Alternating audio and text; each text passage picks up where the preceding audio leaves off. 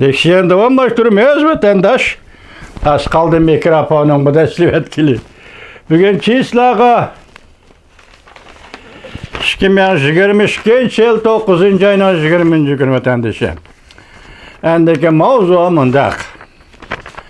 Bu mavzu hem mühim nersile sözlengen mavzucu mu? Garp dünyası kılıçını bilip təminləşliyi niyesini cüngü bilen bolğan münasibetlerini üzüp taşlip etmekçi boldu. Mavzula haber 9. ayının 19. günü Volkuçsi geziti de Xitay tili nusxası ilan kılındı haber. Mundak başlandı.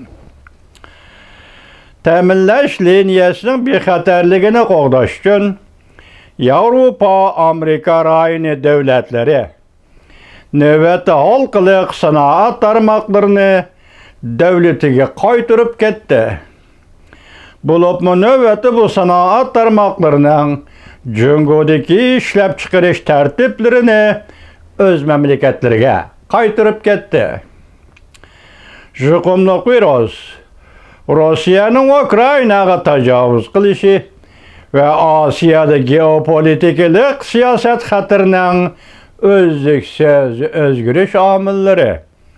Bir de geopolitiklik siyaset hatırı Tayvan, Tibet, Hong Kong, Uygurustan digelli gepcuma. Geopolitiklik siyaset hatırının özlüksüz örleş amilleri yarışarı teminleş liniyesiga zerbelip geldi. Bütünlüğü ayrılıp gitişini işga aşırış. Hazırçı mümkün bolmasa mı? Avrupa'da maqullanğan iki türlü kanun del bunun misalıdır. Avrupa İttifaqı ötken hepde mecburi emgek bilen işlengen mesulatlarını işletişin çekleşini ottırğı koydu. Avrupa İttifaqı Cungunun ismini eğizge almadı liken Cungunun Şinjan yani müstemlik Uyguristan'da mevcut bulup turuvatıdı dep qaralgan mecburi emgek kiseli şeddi hareketleri bu kanunlar yana mühim nişanıydı. Avrupa'da maqullanğan kanun layihəsinin. Yakından beri bir neçe haftadan beri Birleşken Devletler Teşkilatı ilan kılgan bir parça dokulat bu kanunun tözülüşüge sebep ve asas boldu.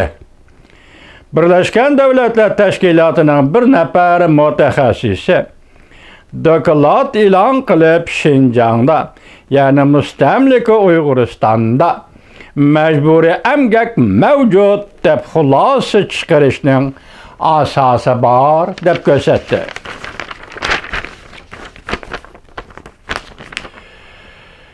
Birleşken Devletler Teşkilatı organları mındak gösterdi.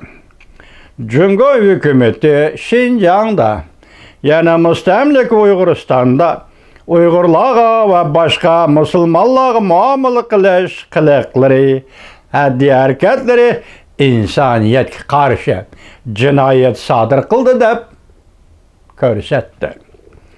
Amerika'da tüzülgen bu doğrudaki alakadar belgelemeler import kılgıcı sodagerler Şinjan'dan ya müstemlik Uyguristan'dan import kılıngan tuvarlarının mecburi emgek bilen işlenmegenligini ispatlap berişi gerek dep belgelengenligi intayin yuqori bir ötkel idi. Avrupa İttifaqının kanun layihasi bununca bolmadı.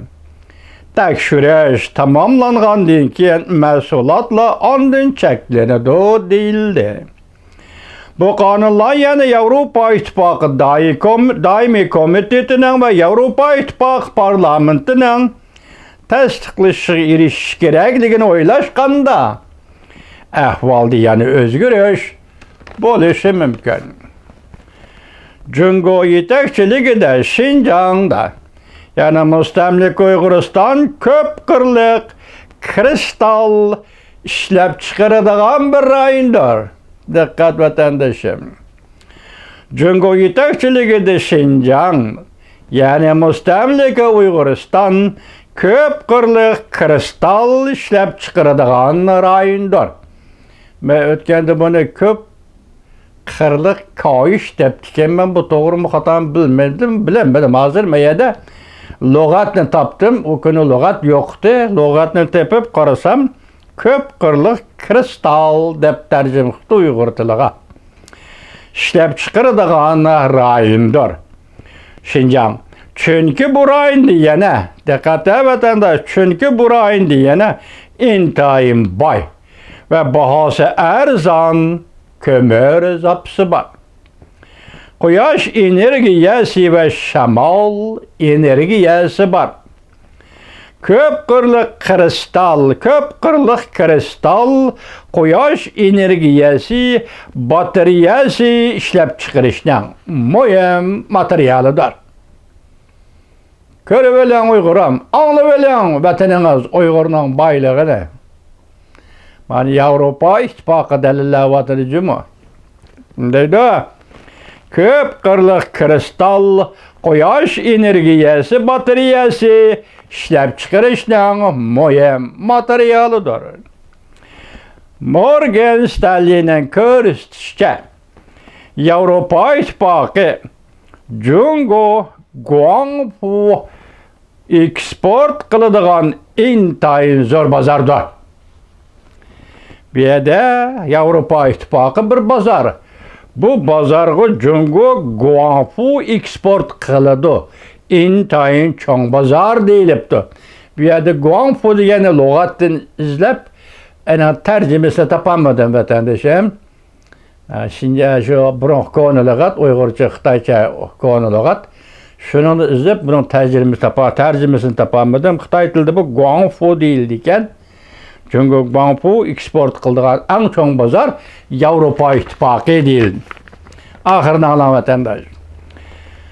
Bunda bir sonliq ma'lumot oshkorladi ki, bu yil, yani 2022 yilning oldingi yerimida Jungo Yevropa ittifoqi eksport qilgan Guangfu materiallarining eksport miqdori 137% ko'paydi.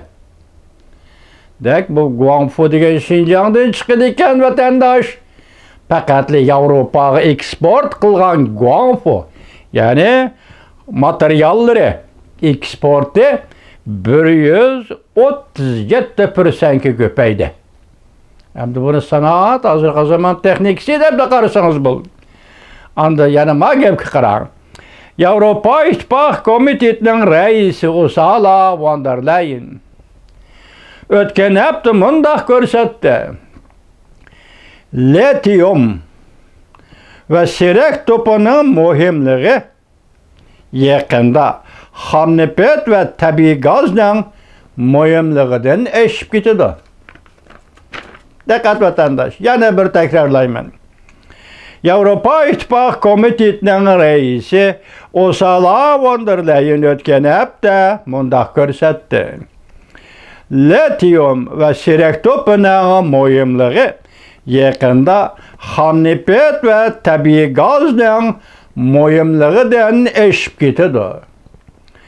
Von der Leyen mundaq ko'rsatdi. Jungo 90%dan ortiq sirak to'pa ishlab chiqardi ve 60%dan ortiq litium ishlab chiqardi. Bu litiumni lug'atdan topdim, ismini li deyildi ekan Xitoy tilida. Li'ni izlab topsam litium deyilibdi ingliz tilida. Bu madanning nima ekanligini men bilmayman. Sizlar ham shunday, sizlarning oranglarda mush kasbni o'qiganlar biladiganda bu metallning nima ekanligini men bilmadim. Diqqat qiling, Von der Leyen Yevropa İttifaq Komitetining raisi 90% sirak to'pa Jungoda ishlab chiqariladi. Jungoda xom ashyo qilinadi, pishiqlab ishlanadi. 60% litium Jungoda ishlab chiqarildi. Buning ishlatilish o'rni nima ekanligi to'g'risida Von der Leyen bir nima demabdi. 54% paxta, dunyo paxta ishlab chiqarish norması da Uyg'uristonning paxtasi 54%ni egallaydi. Jungoning ishlab chiqarishida davlatlik ishlab chiqarish Uyg'uristonning paxtasi 90%ni egallaydi. Bugun endi oldimizda serak topa va litium, xomnefet va tabiiy gazdan olqib ketadi. Qimmati endi buningdan olqib ketadi. Bu qimmat. Bahodagi qimmatli emas, ishiltilishdiki qimmatmi ish bitadi. Bu litium bilan serak topa Şinjandan chiqadi. Dedim men sizga.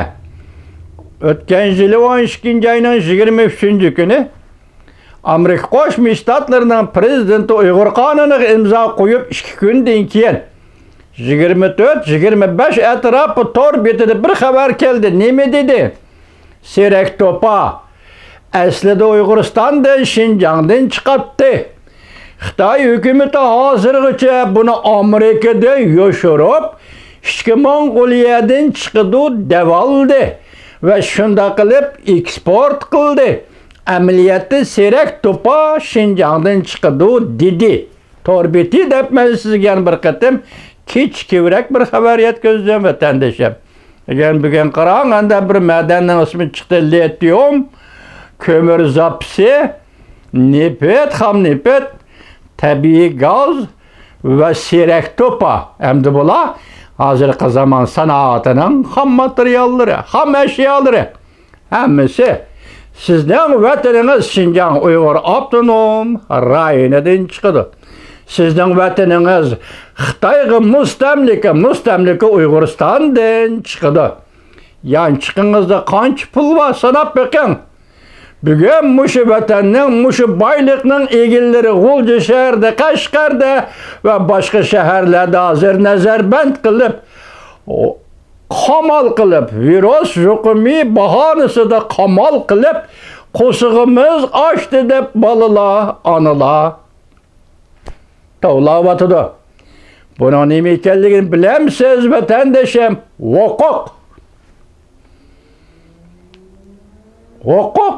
Huquqning nima ekanligini bilsangiz, buning nima ekanligini yaxshi bilasiz vatandoshim.